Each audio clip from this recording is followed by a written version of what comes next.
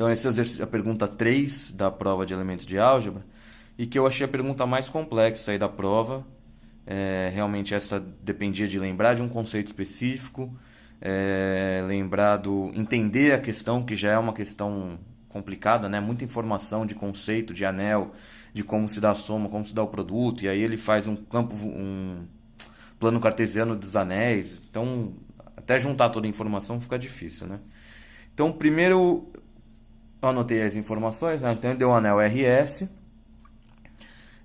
com a soma dessa forma, né? A soma praticamente usual dos elementos de cada lado da parte do plano cartesiano, né? Como se x mais y, então é bem tranquilo. E a multiplicação também de uma forma simples, tá? Escrever. E ele fala que isso aí também forma um anel, né? Num plano cartesiano. Fazendo R sobre os inteiros e S sobre os racionais. Não vou nem discutir se isso aqui é um anel ou não, porque daria um trabalho provar e não era o objetivo do exercício. Ele só queria saber quais eram as unidades do anel, né? Qual era o formato de todas as unidades do anel. E aí, primeiro que eu fui achar, né? Achar não, né? Para lembrar, que é o que eu falei, que lembrar o conceito é o mais difícil. O que são unidades do anel, né? Então, unidades do anel são elementos, eu chutei aí U, né? Pode ser qualquer elemento, que contém inverso multiplicativo, né? E aí eu dei o nome de V só para exemplificar, né? E, portanto, se ele tem inverso multiplicativo, é como eu multiplicar 2 vezes 1 sobre 2, né? O resultado dá 1. Né? E tanto faz se eu faço U vezes V ou V vezes U, por ser um anel, o resultado sempre vai dar 1. E 1 é a identidade multiplicativa, né? No caso, como a gente está falando de inteiros e racionais, é a próprio número 1 que a gente conhece, usual, né? E aí eu fui analisar a multiplicação. Como é que se dá a multiplicação para cada um dos elementos aí do plano cartesiano, do par coordenado?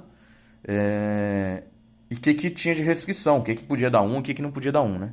Então, quando a gente analisa o R, que ele está dentro dos inteiros, eu fiz lá, R1 vezes R2 tem que ser igual a 1. Se eu tiver o R1, o meu R2 vai ser 1 sobre R1. E aí eu teria o inverso multiplicativo, né? Teria a unidade do anel.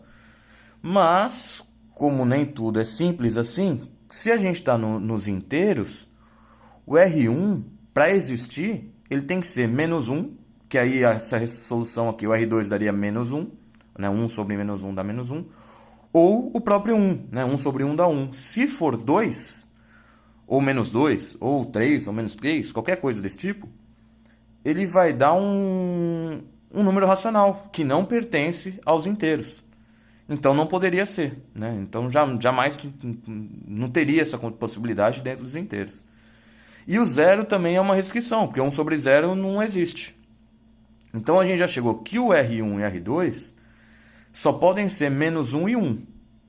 Para qualquer outra situação, não vai dar certo essa unidade, não vai ser uma unidade, eu não consigo calcular o inverso. E a sequência foi justamente analisar o S, né? A gente já analisou o R, aí vamos tentar analisar o S para ver o que a gente tem de solução. O S já faz parte dos racionais. Nos racionais, a gente tem a relação 1 sobre qualquer número, exceto 0.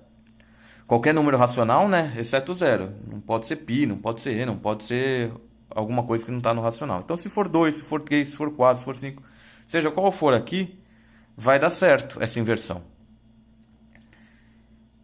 E aí a gente praticamente chegou na resposta, né? Como 1 sobre S1 pertence aos racionais, numa condição, né, onde S1 pertence aos racionais, para qualquer S1 diferente de 0, também, né, tem essa restrição. Se for 0, isso aqui não existe, e o S2 também não vai existir. Então o S2 e S1 tem que ser diferente de 0 e tem que pertencer aos racionais.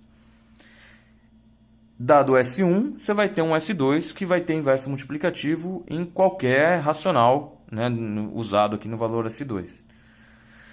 E aí, a unidade do anel é justamente o formato desse par coordenado, né? Então, logo, as unidades do anel, em qualquer situação, é o par cartesiano do tipo menos 1A ou 1A. Para todo A diferente de 0 e A pertencente aos próprios racionais, tá? Esse exercício, inclusive, eu errei na prova. Porque eu esqueci de tirar o zero, né? Eu esqueci de excluir o zero. Depois que eu percebi que tinha essa exclusão. Depois que eu lembrei, né? Na verdade, a gente acaba passando batido aí. Mas tinha que citar. Eu acredito que eles vão tirar um pouco de nota aí por eu não ter lembrado que é diferente de zero. É complexo, mas acho que dá certo.